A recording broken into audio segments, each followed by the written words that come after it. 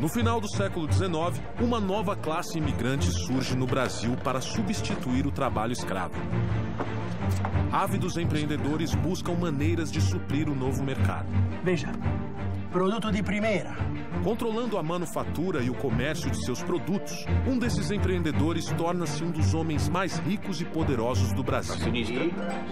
Francesco Matarazzo. Hoje eu sou o maior comerciante de farinha de São Paulo. Com um moinho, eu vou ser o único fabricante. A construção de seu imponente moinho é um marco nacional e contribui decisivamente para o desenvolvimento do Brasil.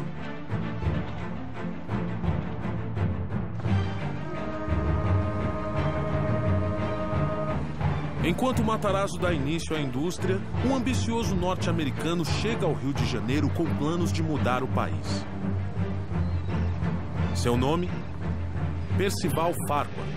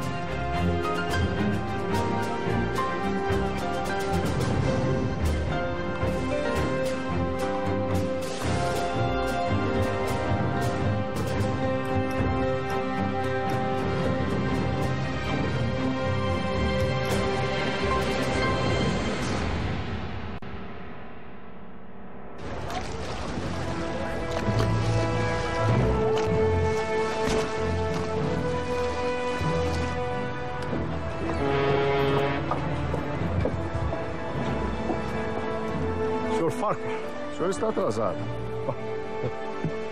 Bem-vindo ao Brasil. Como é que foi a viagem? Como todas as viagens, senhor Martins.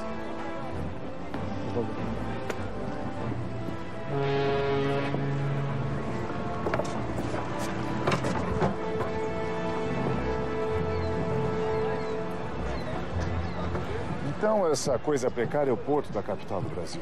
Pois prepare-se. O restante desse país será uma surpresa mais desagradável ainda. Ótimo.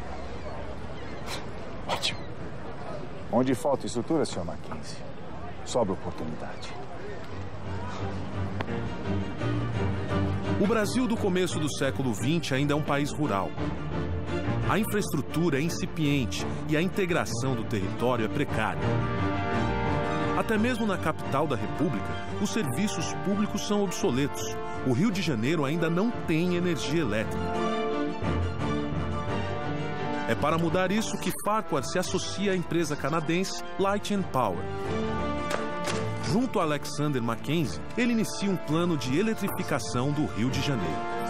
Aí que aparece o papel de um empresário novo que busca, junto à Light, chegar ao Brasil, e a Light precisava disso para expandir o seu negócio para o Rio de Janeiro. E, por outro lado, vai enfrentar um grupo que é um grupo poderoso, mas que é relativamente novo no setor elétrico. Senhor Eduardo, é um prazer recebê-lo. Por favor, fique à vontade. Guilherme, meu filho. Guilherme, senhor Guilherme. Por favor, fique à vontade. Senhores, eu pedi essa reunião para que acabássemos de uma vez por todas com esses conflitos absurdos. E como o senhor faria isso, senhor Farquhar? É simples.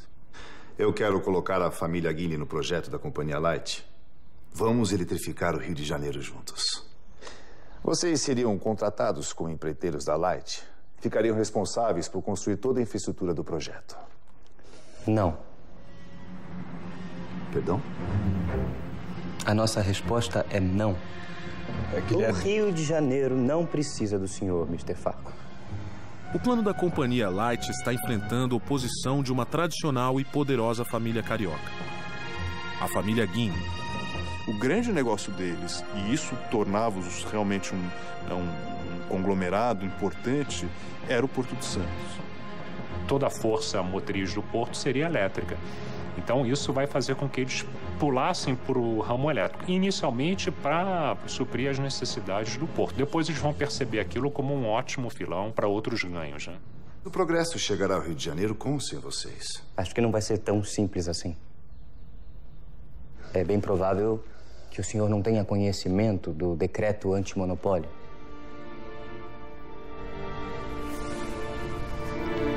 As concessões de eletricidade que o senhor pretende comprar vão contra o decreto. A sua companhia será impedida de funcionar e nada sairá do papel. Entendo.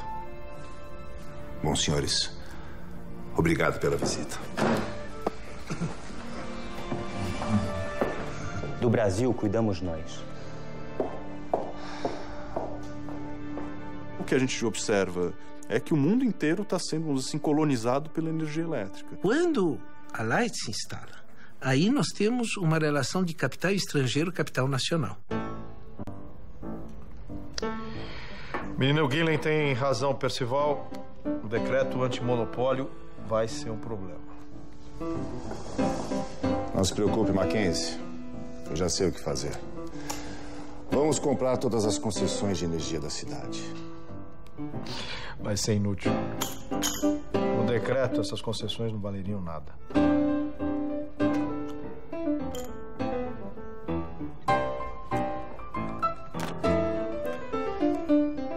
Full House.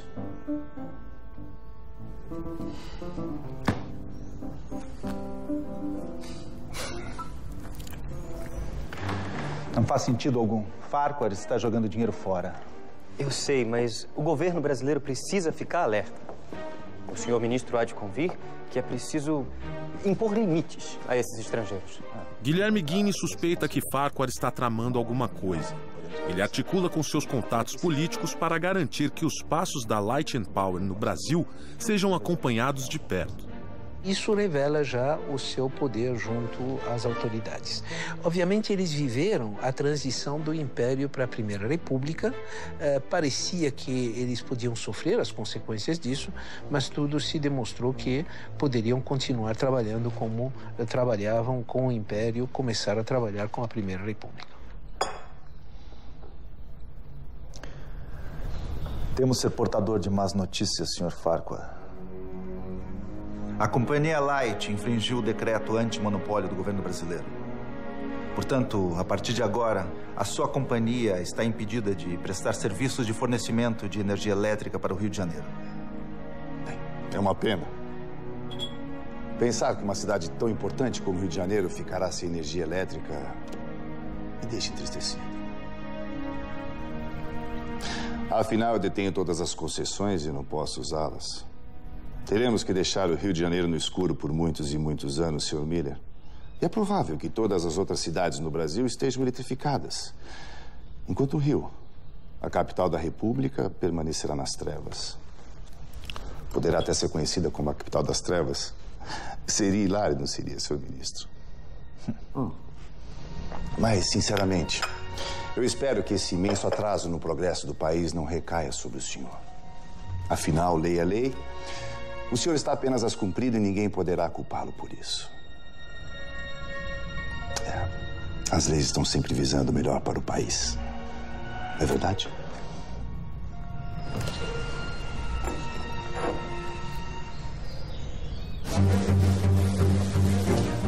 Senhoras e senhores, muito obrigado pela presença de vocês aqui hoje.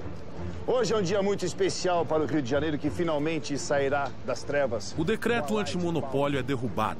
A eletrificação do Rio de Janeiro começa. E tudo está nas mãos de Farquhar. Bem-vindos ao progresso.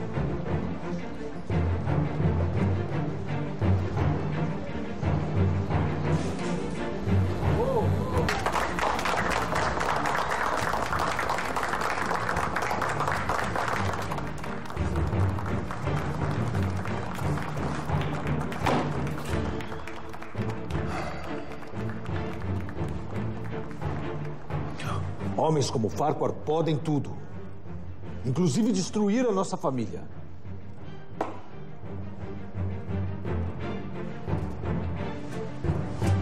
Missão cumprida, Percival. Você conseguiu. Isso é só o começo, meu caro. Tem outros planos para o Rio de Janeiro? Eu tenho planos para todo o Brasil.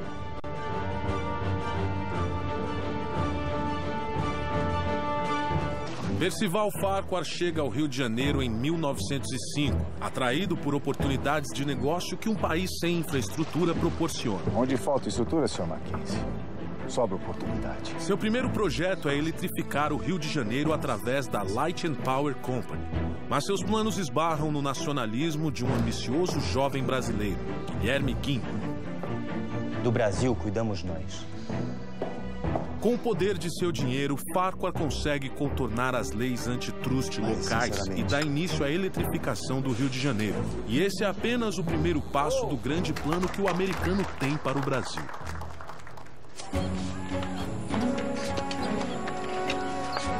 Meus planos para esse projeto terminam aqui, Mackenzie. Deixa o Rio de Janeiro comigo. A Light dá início às obras da usina de Lages, a maior da América Latina, capaz de fornecer energia para todo o Rio de Janeiro. E Farquhar volta as atenções para seu outro projeto. Frank Egan aqui e eu vamos construir uma ferrovia. Ou melhor, algumas ferrovias. O plano de Farquhar é gigantesco. Um conjunto de estradas de ferro para interligar todo o continente americano. Fazer um eixo que ligasse norte a sul as ferrovias, atendendo à construção de um mercado interno que estava em formação. Sim, nós vamos cortar todo o Brasil, começando os trabalhos simultaneamente pelos dois extremos. É um belo projeto. Mas e a Sorocabana? Sem ela, a ligação entre o norte e o sul do país será economicamente inútil. Não se preocupe, Mackenzie. Eu já tenho planos para consegui-la. E você, meu caro, faz parte deles. Farquhar pede que Mackenzie negocie a compra da Sorocabana com o governador do estado de São Paulo. O senhor está pensando em português? Sim, quer fazer a integração da América Latina toda. E a ferrovia Sorocabana, por atender uma região importante do estado de São Paulo e fazer a sua ligação com o sul do Brasil, seria estratégica nesse sentido. Enquanto isso, Farquhar vai para a Europa levantar o dinheiro necessário para a compra. Sr. Farquhar, telegrama do Sr. Mackenzie. Obrigado.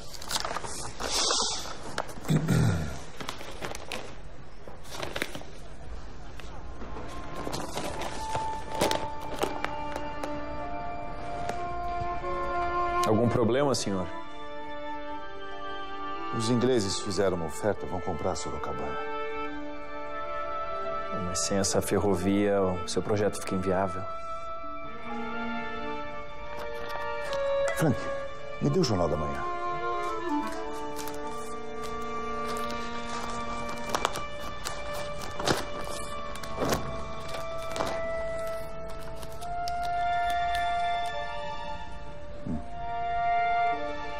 O emissário está vindo para Londres de navio para fazer a proposta. Estará chegando em 2 semanas.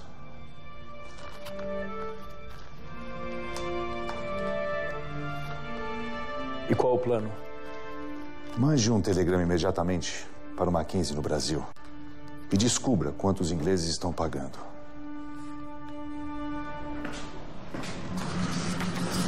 Conseguiu? Mackenzie utiliza seus contatos para descobrir o valor da negociação da Sorocabana.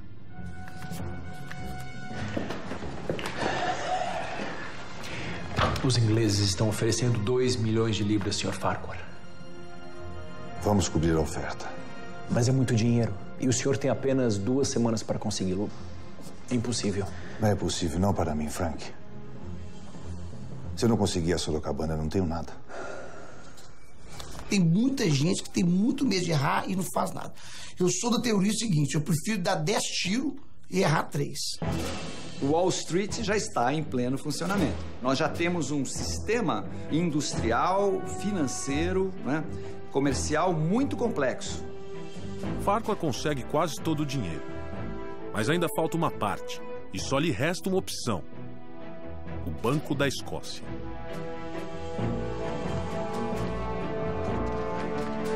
Só um segundo, Sr. Farquhar. Negócios importantes não podem esperar.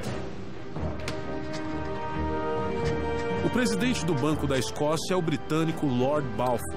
Mas, para azar de Farquhar, Balfour também é presidente da São Paulo Railway.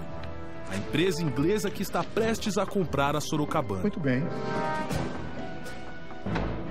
Pelo que entendi, o senhor quer que eu lhe empreste dinheiro para comprar a Sorocabana antes de mim. É isso mesmo. Exatamente. O senhor está falando sério? Com certeza, Lord Balfour. Eu jamais brincaria com um homem tão respeitável como o senhor. Eu estou apresentando um plano de negócios sólido e muito lucrativo para o Banco da Escócia. E o senhor, como presidente, não pode deixar que os seus outros negócios, como a São Paulo Railway, influenciem na sua decisão. O presidente do banco deve zelar pelos interesses do banco. Caso contrário, não deve continuar como presidente. Estou certo? Tem que saber ter coragem, tem que ter ousadia, tem que saber correr risco, porque a gente que é empresário corre muito risco e poucas pessoas têm estômago para correr esse risco. Farquhar consegue o empréstimo de Balfour e compra a Sorocabana antes do inglês. Com isso, finalmente começa seu projeto de integração das Américas. Farquhar funda uma empresa única para cuidar de todas as suas ferrovias. Estamos falando da Brazil Railway Company, que dará impulso à construção da Madeira Mamoré entre 1907 e 1912, e o foco era a exportação da borracha para os mercados, tanto para o mercado norte-americano, mas principalmente para a Europa. Mas a engenharia americana não está preparada para lidar com todos os problemas tropicais. São 23 quilômetros até lá. Quanto tempo levará para concluir esse trecho? Pelo estudo que a gente fez, eu creio que... O senhor está bem? Sim, eu tô... É só...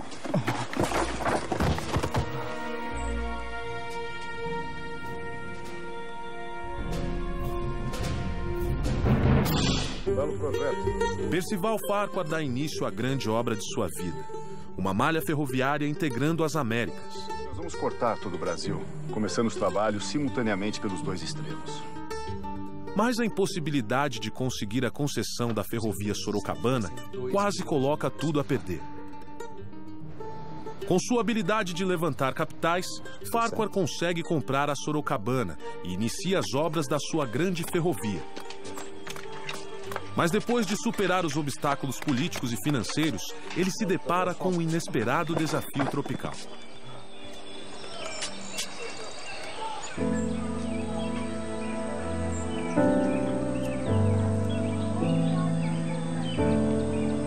Fique tranquilo, Sr. Farquhar.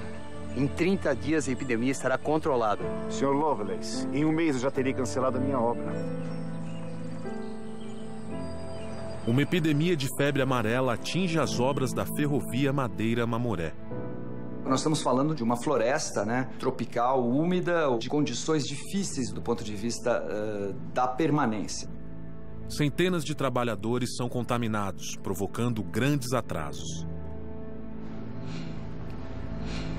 O que acha? Sr. Farquhar, estamos enfrentando problemas. Problemas com a malária. Malária aqui também? Não aqui, senhor. No Rio de Janeiro. Sim, Frank. Mas o que eu tenho a ver com isso?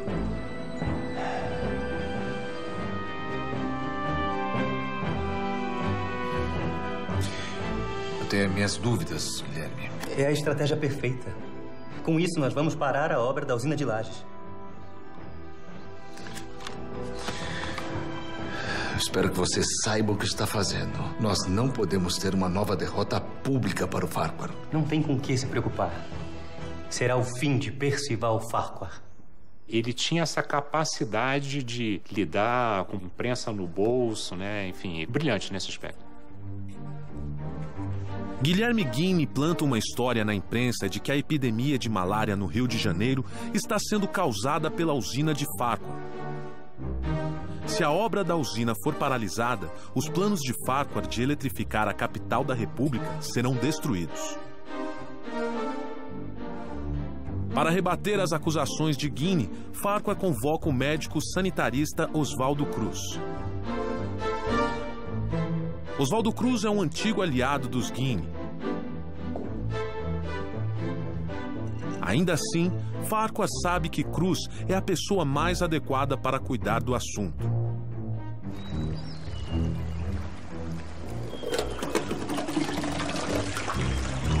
As obras são paralisadas até que o veredito seja dado pelo sanitarista. Oswaldo Cruz pede alguns dias para fazer uma análise completa do local. O parecer de Oswaldo Cruz vai decidir o destino da usina e dos negócios de Farquhar no Brasil.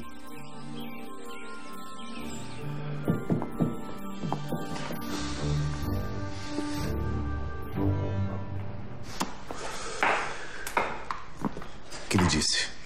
A usina foi absolvida. Somos inocentes. Ótimo. Obrigado por essa notícia hoje. Um prazer, Sr. Farquhar. É inacreditável. Eu não consigo entender por que Oswaldo Cruz nos trairia dessa forma. Ele não traiu ninguém. Oswaldo Cruz fez o que tinha que fazer. Chega de jogar o nome da nossa família na lama. Você vai para Salvador, Guilherme. E vai ficar por lá. Então, Guilherme ganha o direito de representar os negócios da família Guinea em Salvador.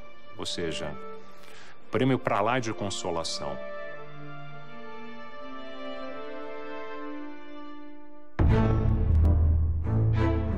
Com o veredito favorável de Oswaldo Cruz, as obras são retomadas em ritmo acelerado. Meses depois, fica pronta a usina de Lages, que vai fornecer energia para toda a cidade do Rio de Janeiro.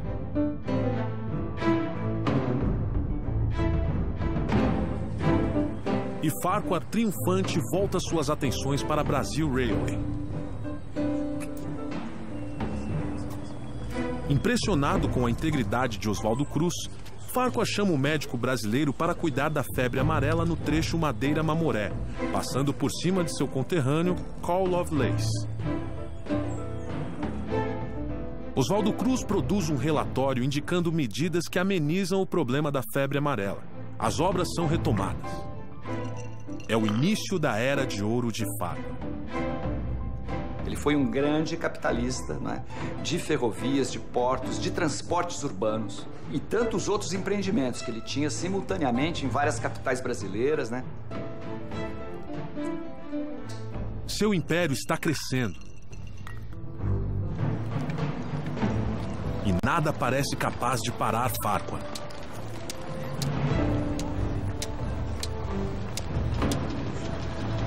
Até que um golpe do destino muda tudo.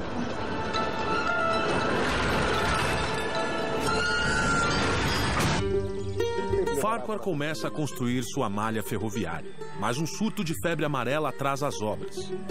Para piorar, sua usina de Lages sofre ataques na imprensa, orquestrados por Guilherme Guinea. Será o fim de Percival Farquhar. Farquhar resolve seu problema com a ajuda inesperada de um antigo aliado da família Guinea. O empreendedor americano está prestes a criar um império financeiro no Brasil, até que um acidente em Salvador ameaça acabar com seus planos.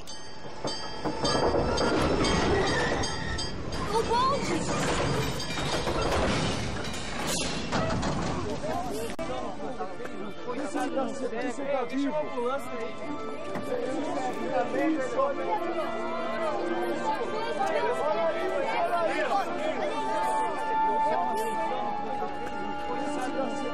Um cego morre atravessando a rua em Salvador e o bonde que o atropelou é operado pela Bahia Tramway, uma empresa de Percival Farquhar.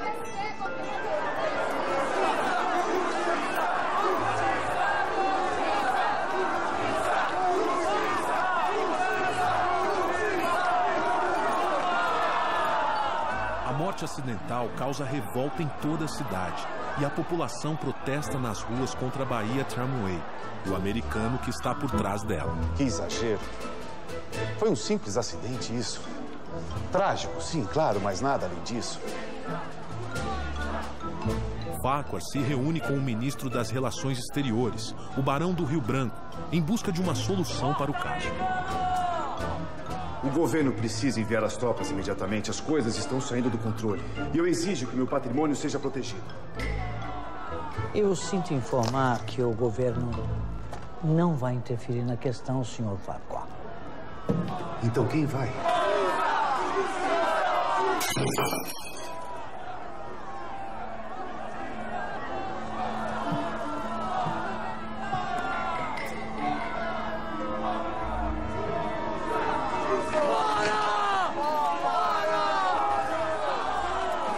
E um homem espera que a revolta ganhe proporções ainda maiores. Ele se aproveita desse momento para mostrar a insensibilidade do capitalista estrangeiro, que tratou muito mal daquele acidente, e da sensibilidade do capital nacional. Esse é um caso onde se demonstra o senso de oportunidade do Guilherme. Aproveitando a crise, Guilherme consegue tirar a concessão dos bondes de Farquhar em Salvador. A Light and Power perde seus negócios na cidade e a imagem de Farquhar fica profundamente arranhada. Justiça! Justiça! Justiça! A Light entra com processo contra o município para reaver então esses bens que teriam sido depredados nesses dias de comoção. A Light chega com uma conta no município e o município fala, olha, de multa que você tem pela prestação de maus serviços é praticamente o mesmo valor ou maior do que o valor que você está nos apresentando. E aí é o espaço para o Guilherme Guinle expandir os seus negócios. O sucesso da campanha contra Farquhar traz Guilherme de volta à confiança de seu pai. Ele retoma os negócios da família em São Paulo e no Rio de Janeiro. Mas sua cruzada contra Farquhar ainda não terminou. A vitória contra a empresa Light and Power Company, propriedade do Sr. Percival Farquhar, foi uma grande conquista dos brasileiros. Está mais do que claro que os investidores estrangeiros vêm para cá apenas para se beneficiarem às custas da população. Não podemos deixar que interesses ocultos interfiram na soberania de nosso país. O Brasil para os brasileiros. Pouco insignificante. Devemos tomar uma atitude. Não. Deixe o brasileiro com suas migalhas. Temos coisas mais importantes para resolver. Prepare suas coisas. Vamos voltar para Brasil Railway.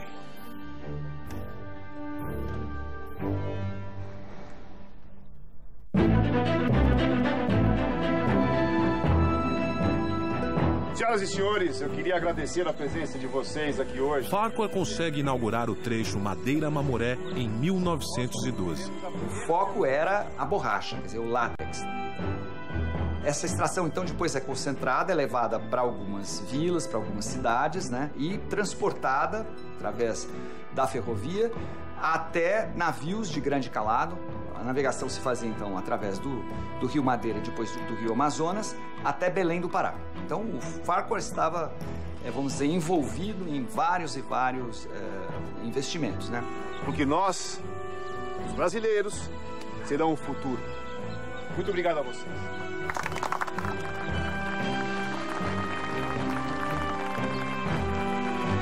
O sonho de uma malha ferroviária pan-americana finalmente está se tornando realidade. A Brasil Railway já detém 5.000 quilômetros de ferrovias na América Latina e planos para mais 4.000 quilômetros estão em andamento.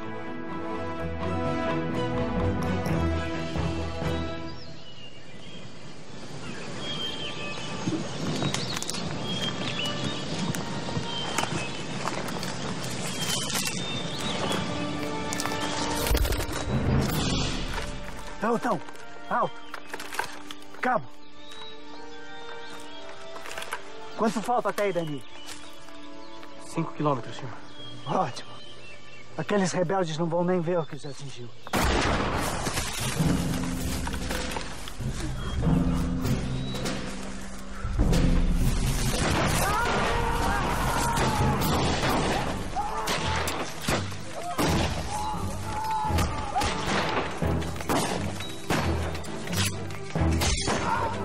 Mas antes que Farquhar possa alcançar seu grande objetivo, uma revolta no sul do país cruza seu caminho. Estoura uma guerra civil e no centro dela está a Brasil Railway. Um dos bondes de Percival Farquhar atropela um cego em Salvador, causando uma revolta anti-americana na cidade. Insuflada por Guilherme Guinle, a sociedade baiana exige a punição de Farquhar, que é expulso da cidade.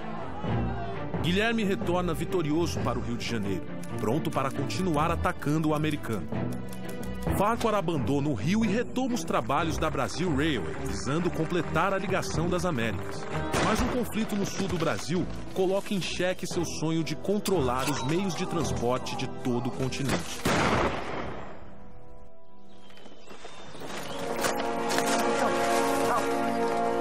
Cabo, quanto falta até aí, Dani?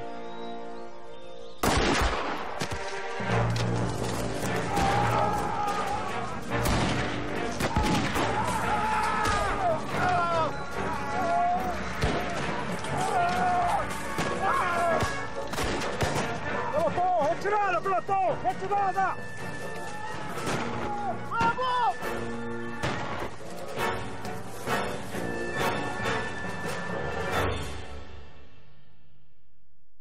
Em Santa Catarina começa uma revolta de camponeses que perderam suas terras para a Brazil Railway. É a Guerra do Contestado que ameaça o trecho entre São Paulo e Rio Grande do Sul das ferrovias de Farquhar. Com a companhia ferroviária, que é a Brazil Railway, que é todinha coordenada, né, por técnicos e engenheiros que vêm dos Estados Unidos e da Alemanha, né, você tem ali um controle sobre os territórios e uma invasão sobre as terras indígenas, sobre as terras camponesas, que vão sendo empurrados e que se organizam para defender sua terra e reagem, né, chamando os seus valores, a sua religiosidade.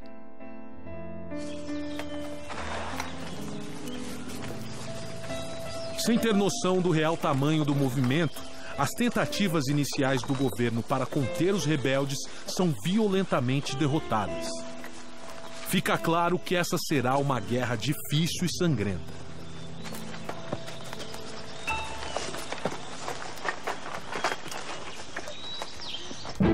Farquhar apela para um velho conhecido, o novo ministro das Relações Exteriores, Lauro Miller. Nós estamos negociando, mas a situação é delicada. Não me interessa. Dê um jeito naqueles caboclos e proteja minha ferrovia. Ou farei o governo brasileiro pagar cada centímetro de ferrovia destruído. E com juros.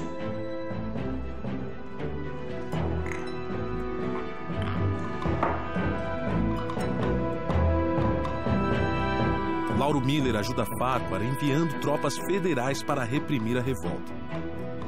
Nós temos o exército brasileiro deslocado para bater mesmo fortemente nessa população que impedia a modernização.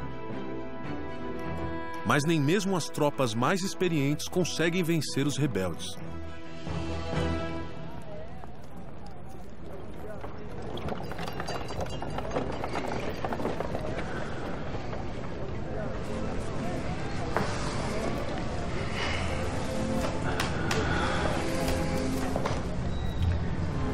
Seu pai foi um bom homem, Guilherme. Eduardo Palacin Guinle morre em 1912, deixando a chefia da família para Guilherme. Eu só lamento que ele não esteja aqui para ver a queda de Percival Farquhar. A partir de amanhã, serão tornadas públicas as atrocidades que têm acontecido no sul do país. É inadmissível que o governo brasileiro envie tropas contra o seu próprio povo em favor de uma empresa estrangeira.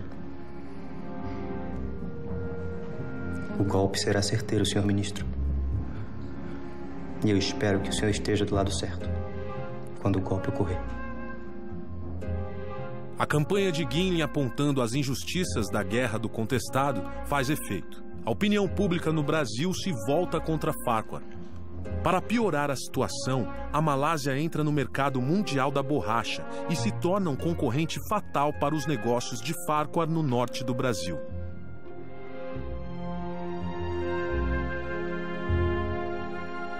A partir desse momento, o Farquhar vai ter, acho que, talvez um primeiro grande baque, né, nos seus negócios. Esse país foi um erro. Todos os meus negócios estão ruindo. Nem todo, Sr. Farquhar. A Brasil Railway continua operando no azul. Você verificou os relatórios mais uma vez, Iga? Tem certeza dos números? Certeza absoluta. Aquela ferrovia está em meio a uma guerra. Eu não consigo entender como ela pode estar dando lucros. É uma empresa sólida. E vai ser minha salvação. Percival, é melhor você pensar bem no seu próximo passo.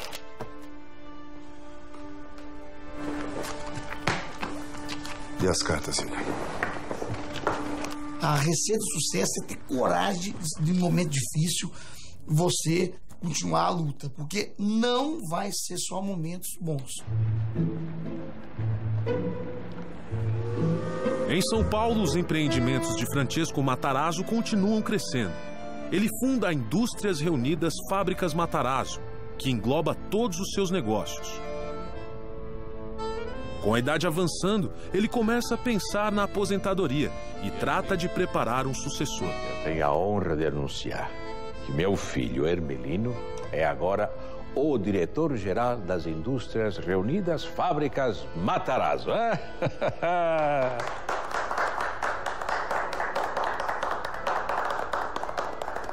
Agora, o chefe da família é você.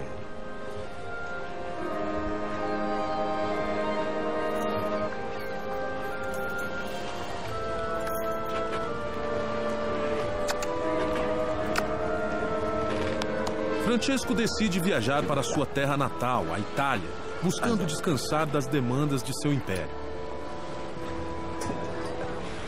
E a partir daí ele teve que lidar com essa estrutura familiar empresarial à distância. Isso fez com que, ao mesmo tempo, ele continuava lidando com os negócios, mas ele teve que se afastar. Certamente isso afetou a estrutura patriarcal com forte presença da matriarca durante esse período. A Brasil Railway vai conquistar as Américas ainda esse ano. Viva Brasil Railway! Viva! Viva! Farquhar vende diversos investimentos para comprar ações da Brasil Railway. Senhor Iga. Obrigado.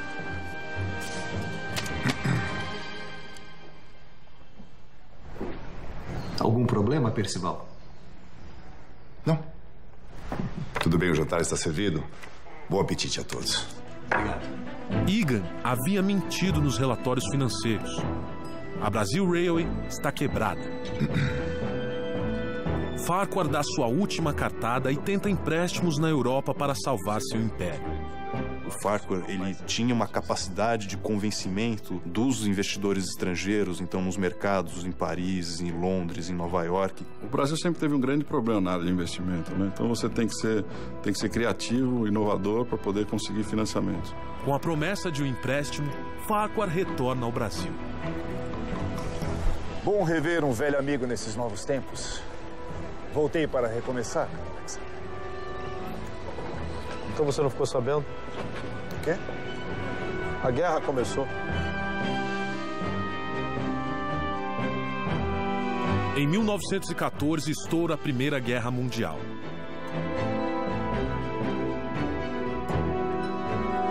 O conflito abala a economia mundial e o empréstimo de Farquhar é imediatamente cancelado. O americano que veio para o Brasil construir um império agora não tem nada. O Brasil realmente não é para amadores. Não adianta tentar na sorte, só que não vai acontecer. Tem que entender profundamente daquilo que você faz para tentar minimizar os erros e que os acertos sejam maiores que os erros. Guilherme fica satisfeito de ver Farquhar fracassar no Brasil. Mas ele não tem tempo de comemorar. Devido à guerra, o Porto de Santos perde muito movimento. O principal investimento da família Guinle entra em crise.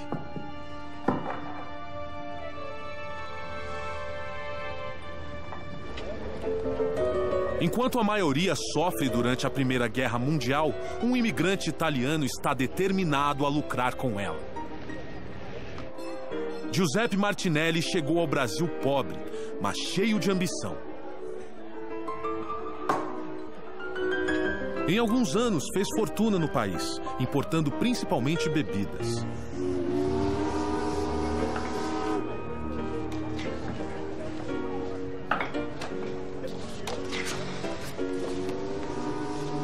Agora, ele hipoteca todos os seus investimentos e convence Mário de Almeida a entrar como sócio em uma nova companhia de navegação, a Martinelli S.A.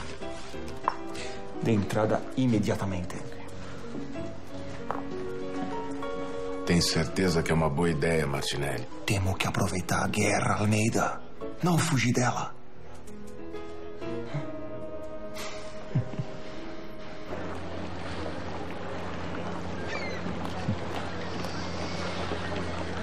Esses navios já foram uma mina de ouro e agora ficaram inúteis.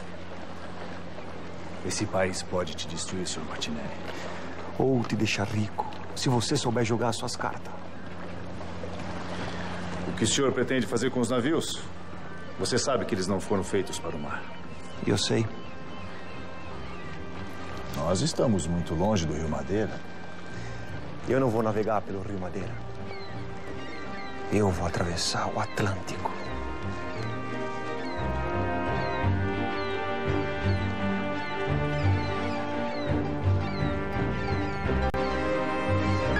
Martinelli reforma os navios fluviais, preparando-os para atravessar o Atlântico em meio à guerra. O risco é imenso, mas Martinelli é homem de altas apostas. Ele não permitirá que uma guerra mundial fique em seu caminho.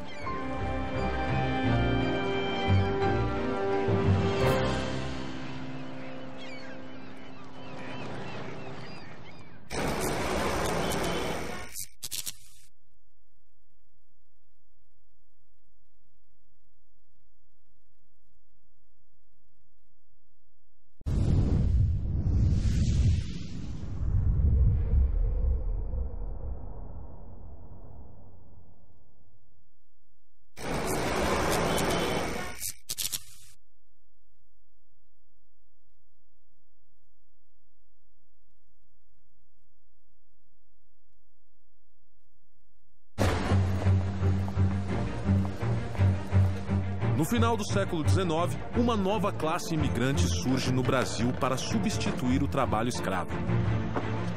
Ávidos empreendedores buscam maneiras de suprir o novo mercado. Veja, produto de primeira.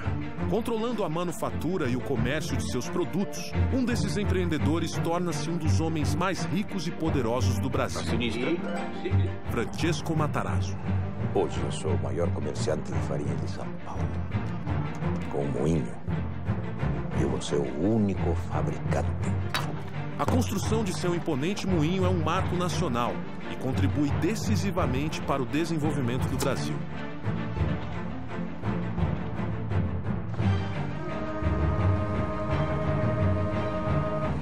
Enquanto Matarazzo dá início à indústria, um ambicioso norte-americano chega ao Rio de Janeiro com planos de mudar o país. Seu nome? Percival Farquhar.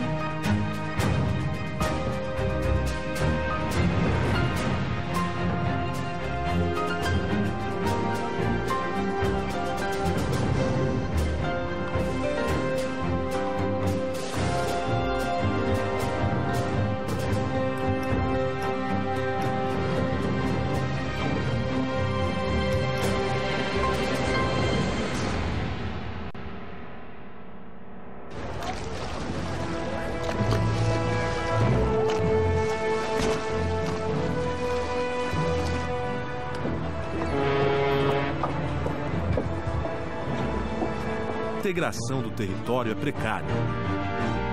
Até mesmo na capital da República, os serviços públicos são obsoletos. O Rio de Janeiro ainda não tem energia elétrica. É para mudar isso que Farquhar se associa à empresa canadense Light and Power. Junto a Alexander Mackenzie, ele inicia um plano de eletrificação do Rio de Janeiro. Aí que aparece o papel de um empresário novo que busca, junto à Light, chegar ao Brasil, e a Light precisava disso para expandir o seu negócio para o Rio de Janeiro. E, por outro lado, vai enfrentar um grupo que é um grupo poderoso, mas que é relativamente novo no setor elétrico. Senhor Eduardo, é um prazer. Vou receber. Por favor, fique à vontade. Guilherme, meu filho. Guilherme, senhor Guilherme. Senhor Farquhar, o senhor está atrasado. Bem-vindo ao Brasil. Como é que foi a viagem? Como todas as viagens, senhor Mackenzie. Por favor.